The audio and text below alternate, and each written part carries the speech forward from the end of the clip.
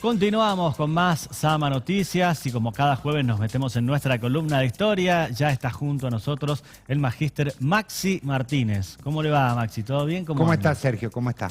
¿Todo bien? Pero muy bien. Como siempre, es una alegría poder tenerlo aquí con nosotros y en este caso abordar un tema muy importante que tiene que ver con uno de los próceres, si no el más importante que ha tenido nuestro país. Estamos hablando de José de San Martín. La historiografía liberal y positivista lo pone en ese podio o en ese lugar de prócer o padre de la patria. La historiografía crítica y reflexiva, no revisionista, lo pone en un lugar más humano. Bien. ¿Está bien? Pero sin lugar a dudas, tiene y tuvo muchísimo que ver en la conformación de la identidad nacional argentina. Además de esto tan importante que marcás, ¿qué podemos decir? ¿Qué podemos, en este caso, reflexionar también sobre las acciones de don José de San Martín? Lo sorprendente de San Martín es primeramente el lugar donde nace, la familia que tiene. ¿Está bien? En la Argentina, prácticamente San Martín, en lo que actualmente es Argentina, porque aquel momento era cuando él nace el Virreinato del Río de la Plata, 1777, es español. En toda su vida en la Argentina estuvo 10 años en total. Mirá. Desde que nació hasta sus 8 o 9 años, que se va a España, a la Academia Militar, donde se forma como militar, donde pelea contra ciertos reductos moros y luego contra las tropas que invaden España al mando de Napoleón Bonaparte, algo que va a influir mucho sobre su pensamiento porque Napoleón es quien llevaba las ideas de la Revolución Francesa, esta cuestión de la libertad, la igualdad, la fraternidad y el hecho de luchar contra los sistemas monárquicos absolutistas. Bien. Si bien San Martín va a luchar contra Napoleón por una cuestión de rango, él va a ver en Napoleón esta cuestión primeramente de la ideología política que Napoleón va a imponer y va a expandir. Y segundo, el ejército de élite que tenía Napoleón, que eran les granadiers, que él les va a poner el mismo nombre a su ejército que van a ser los granaderos. ¿Está bien? Acá hay algo muy importante que es esa relación que Napoleón comienza en la historia contemporánea moderna, que es la de relacionar política, Estado y ejército. Bien. Que San Martín la va a traer a la República Argentina y se va a expandir hasta muy cercanamente, ¿está bien? El hecho de convertir al ejército o a las Fuerzas Armadas como un actor social.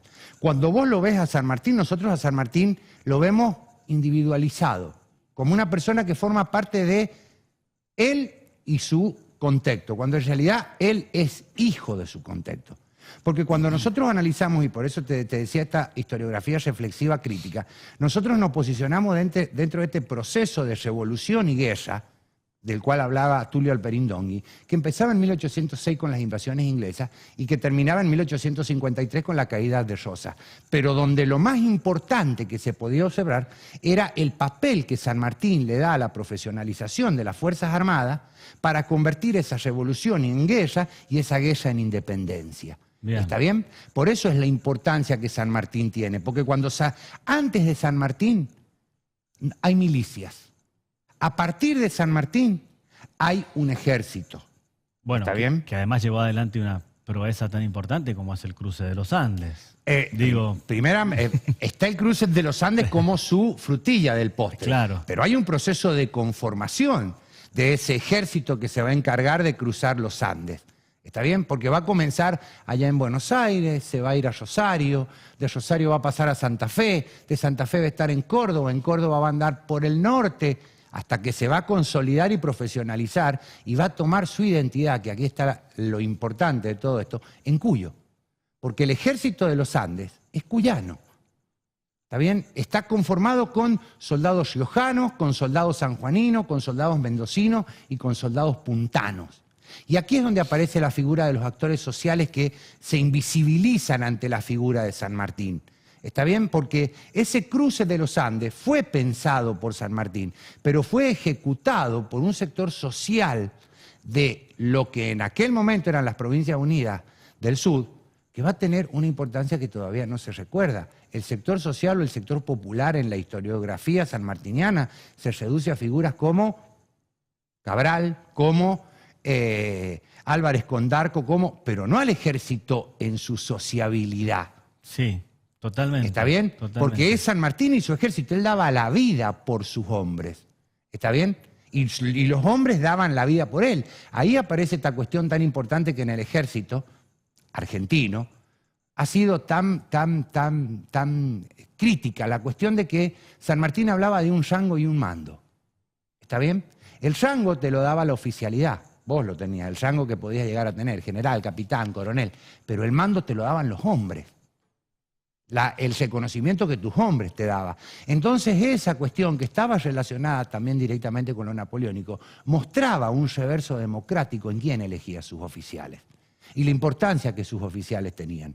Porque después del cruce de los Andes, que es una campaña militar, estratégica y táctica que no tiene parangón en la historia mundial, hay también una construcción en esta cuestión de Chile y el Perú. Claro.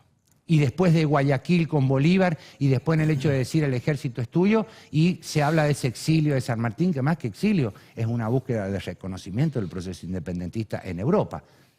Porque deja su ejército y se va a Europa a seguir trabajando.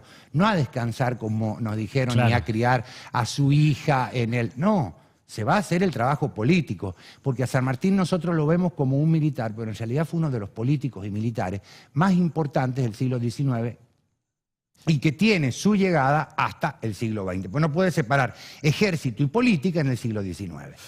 Es interesante además lo que marcás sobre la importancia de Cuyo, de nuestra provincia, del paso por nuestra provincia, de las mujeres patricias sanjuaninas, en todo ese contexto. No digo, es también un capítulo muy interesante en esto que marcás vos. Vos fijate, pensá, y yo lo pienso historiográficamente, desde la historiografía.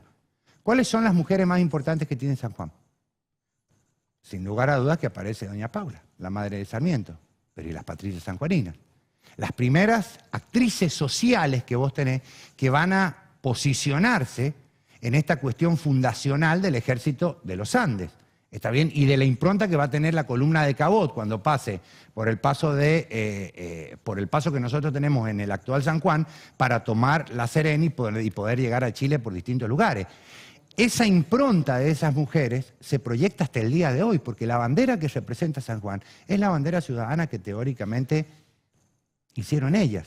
Hay un trabajo sublime hecho por un genealogista sanjuanino, que es Guillermo Collado, que trabaja toda la impronta de estas mujeres en esta cuestión del ejército argentino, del ejército de San Martín, y la relación que tuvieron con él por medio de José Ignacio de la Rosa, y estas llegadas que él tuvo a San Juan, que todavía no se comprueban cuántas fueron.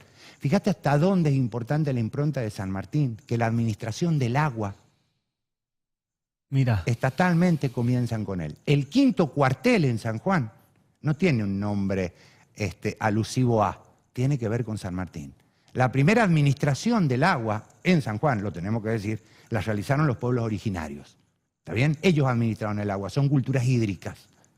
Nosotros no pensamos a los huarpes como culturas hídricas. ¿Quién es el segundo que le da la impronta y la importancia del agua como una manifestación de poder que se tenía que administrar? San Martín. ¿Está bien? Y eso lo hace en una de sus dos vueltas. O sea que ya fíjate la cantidad de cosas que tenés. Mujeres, agua, ejército, política. Entonces San Martín, la dimensión de él va mucho más allá de aquella figurita que nosotros pegábamos en la cuestión. Sumarle una cuestión más.